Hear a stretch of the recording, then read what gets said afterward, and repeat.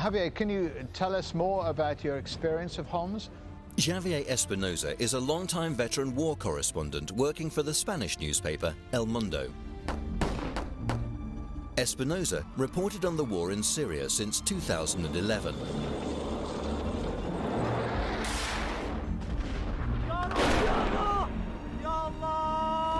He survived a round of devastating bombing in the Syrian city of Homs that killed an estimated 700 people, including American reporter Marie Colvin and French photographer Remy Oklik.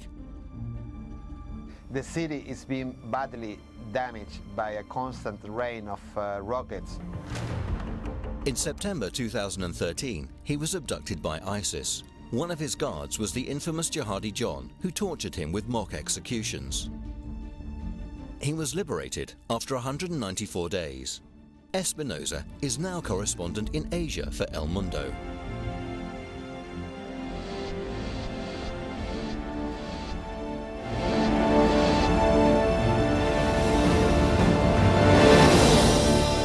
Welcome to the stage, Javier Espinosa. Yep.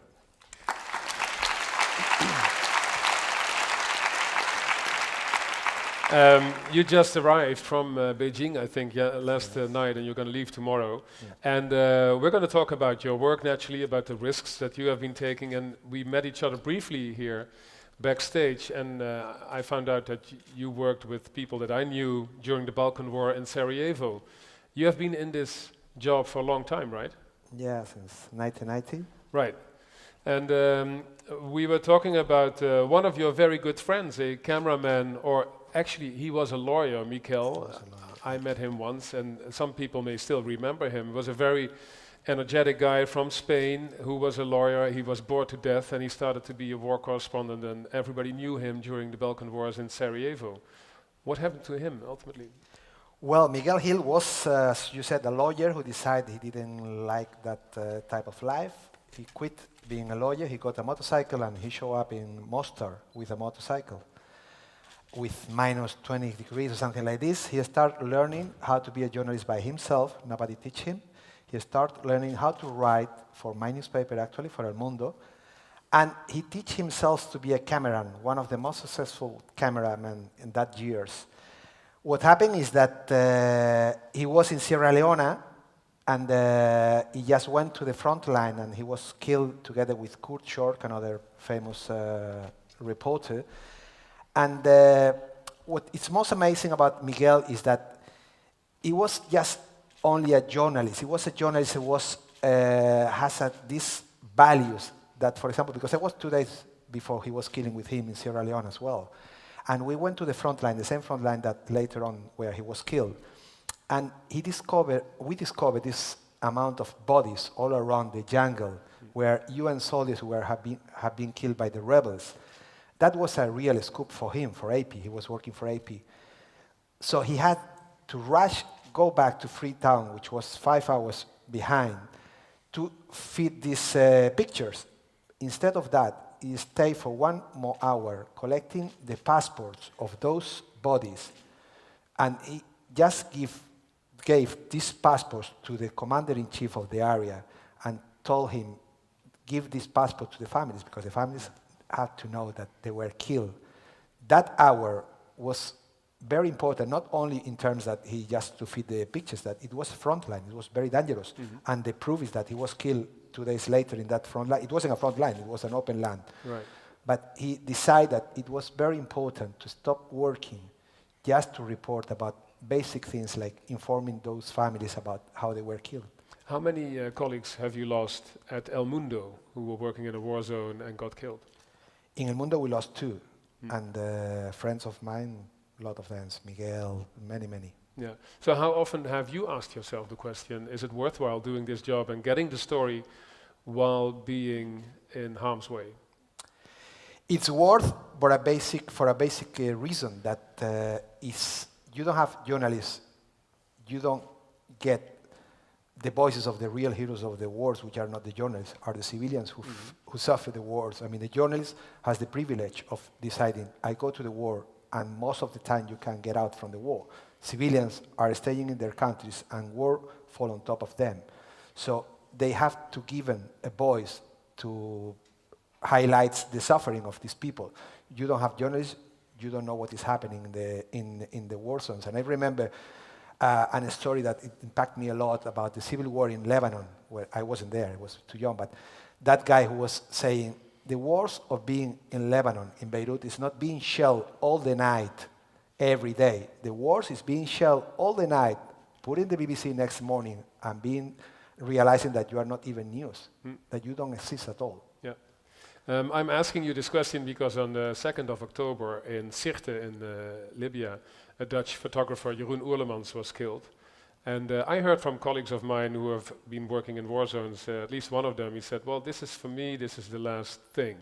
I've been lucky because he also was almost traveling with him to the same area as you just told about Sierra Leone. And sometimes people get the impression, maybe it's irrational, but I'm running out of luck. And maybe I've been the lucky one till now, but I could be next. Is that something that is always on your mind or never on your mind while working in a war zone?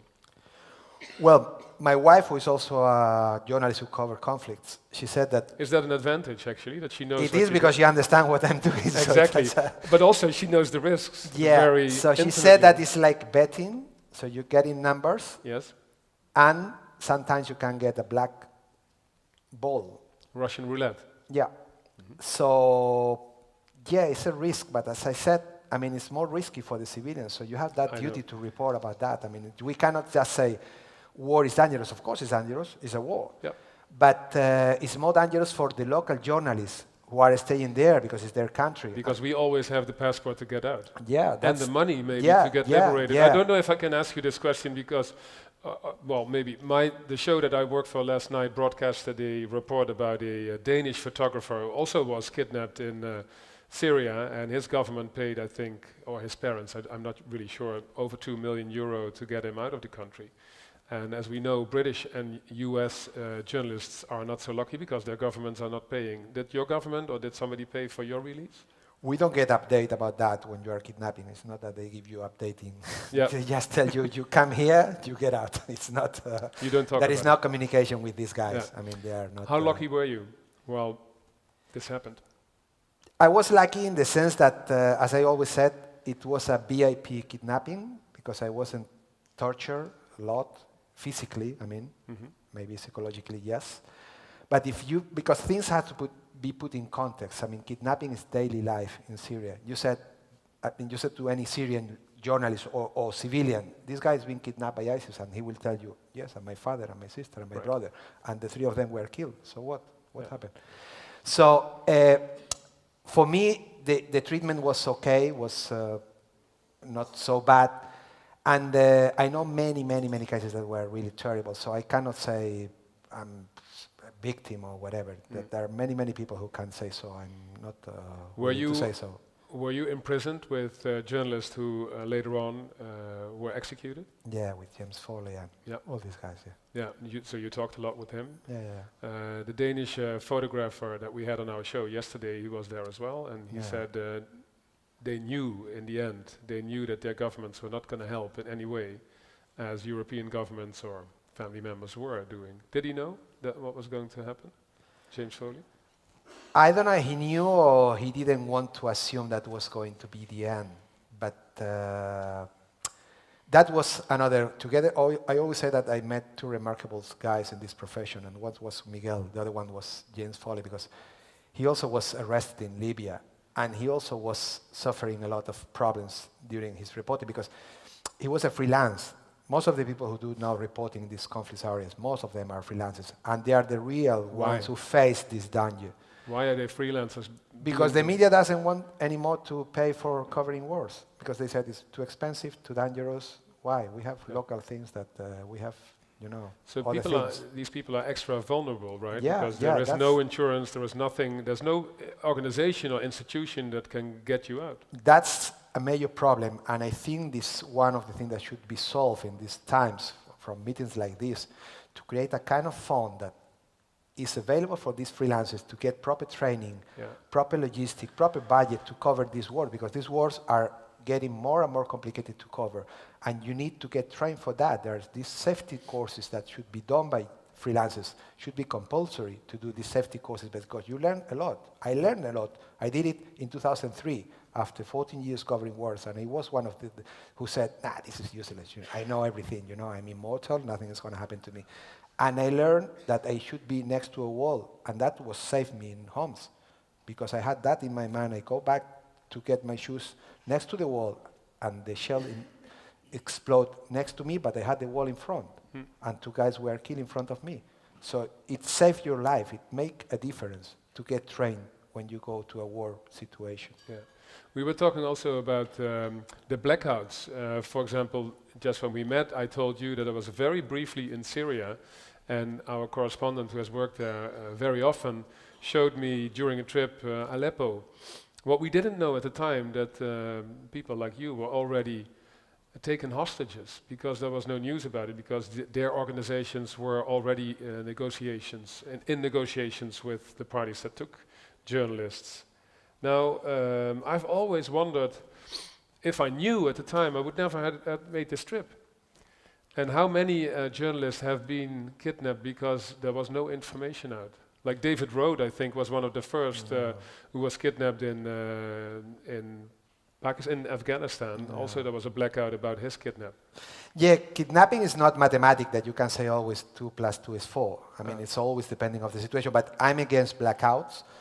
I was covering Iraq, the same situation like Syria. A lot of people were kidnapped since 2004, but we knew that there was that threat, because since the beginning, the situation was rise with those terrible videos broadcast by Al-Qaeda. So we knew that we had that threat, and we adopted tactics and precautions of, for example, I used to send my fixer first to the area to recognize the area to see if there were people with weapons. I dress like local, I grow my beer. So you know that you are under threat, but in Syria it's true, there was blackouts, and we couldn't not connect all these kidnappings that were happening all around the country to a central organization that was ISIS, that was the one organizing all this kidnapping. So we felt, okay, somebody was kidnapped here, somebody was kidnapped there, but it's not a general threat. It was, but we didn't know because the blackouts. Right.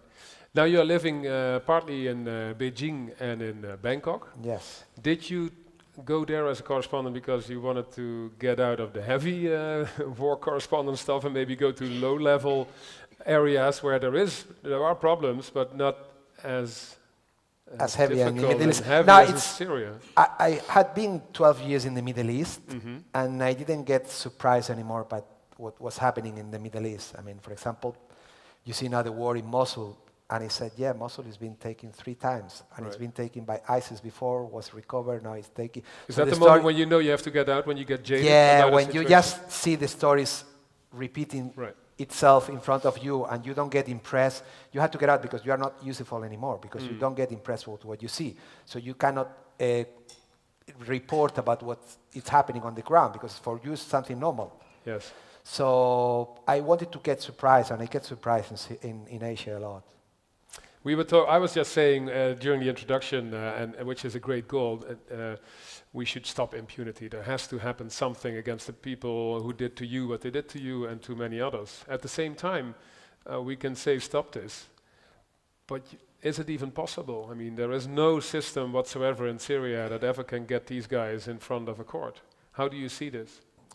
I don't think it's possible. I think it's more important to focus in training, protecting journalists, giving them the proper training, the proper coverage, insurance, logistic. I mean, a lot of people, to get an insurance can change your life. For example, the life of our Dutch friend was saved because he got an insurance, and the insurance cover his ransom. So that's a difference. You don't get insurance, you died. Yeah. You get insurance, you're alive. But we are almost done with this conversation. You are saying this in the background of all the newspapers and television stations that have incredible problems with financing their journalism, their operations. You work for a newspaper, El Mundo. I'm sure it's like in the Netherlands. Less young people read these newspapers, and this is one of the most expensive forms of journalism, war correspondence, to do this. So how do you manage that? Well, I don't know, but instead of spending money, not the media, but institutions like the UN and all these institutions that spend a lot of money on other things, why not to create a fund that can be used by freelancers to get proper training, to pay these safety courses, to get logistics, to get bulletproof jackets?